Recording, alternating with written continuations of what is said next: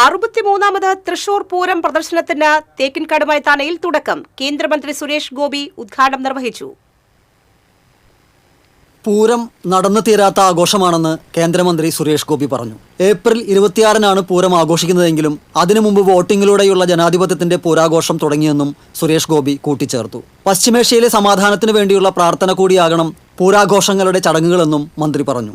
Mayor doctor Niji Justin അധ്യക്ഷത വഹിച്ചു. തൃശൂർ പൂരം പ്രദർശന committee president A Jayachandran, Cochin Devaswom board president K Raveendran, ജില്ലാ panchayat president Mary Thomas, corporation deputy mayor A Prasad, പ്രതിപക്ഷ നേതാവ് ടി.ആർ. ഹിരൺ, കൗൺസിലർമാരായ Poornima Suresh, Reshma Menon, Joy Bastian, Paramekkavu Devaswom president doctor M Balagopal, secretary G Rajesh, Thiruvambadi Devaswom president colonel P R N. Ravi, secretary K Girish Kumar, exhibition committee secretary K Dileep Kumar തുടങ്ങിയവർ പങ്കെടുത്തു. 150-ൽ പരം സ്റ്റാളുകളും 70-ലധികം പവലിയനുകളുമാണ് ഈ വർഷം പൂരനഗരിയിൽ സജ്ജമായി വരുന്നത്.